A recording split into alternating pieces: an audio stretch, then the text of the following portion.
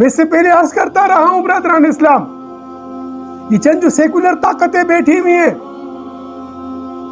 جو social media کے اوپر ایک واویلا کھڑا کر کے رکھا ہوا ہے، مسلمانوں کا تجزیہ کیا جا رہا ہے، مسلمانوں کی تجزیہ کیا جا رہا ہے کہ ان کے پاس اتنی یونیورسٹیاں ہیں، ان کے پاس اتنی کالجز ہیں، ان کے پاس اتنا سب کچھ ہے، لیکن اس کے بعد مسلمان کا حالات یہ ہمارے پاس جو ہے مادی لحاظ سے تجزیہ کیا جا رہا ہے۔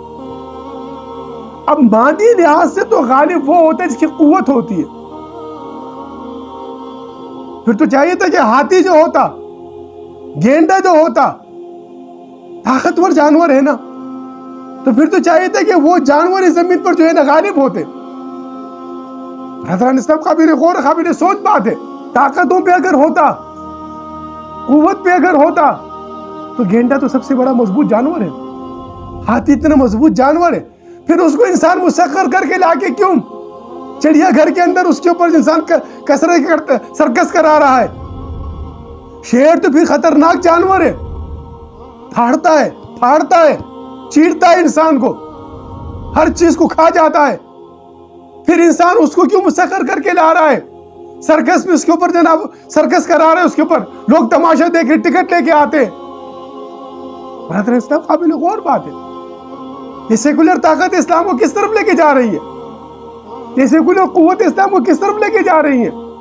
آج کے نوجوانوں کو بہکایا جا رہا ہے طاقت کے بل بوتے پر، قوت لانے کے لیے، قوت پیدا کرنے کے لیے کہ ہم قوت پیدا کریں گے۔ بے شک اسلام میں ہے کافر کے مقابلے میں قوت پیدا کرو، لیکن قوت کب ہے؟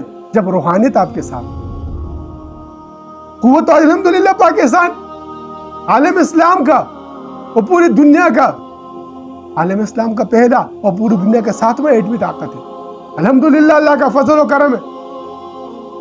اب اس قوت کے ساتھ برادران اسلام روحانی طاقت کی ضرورت ہے، کیونکہ دین روحانیت ہے۔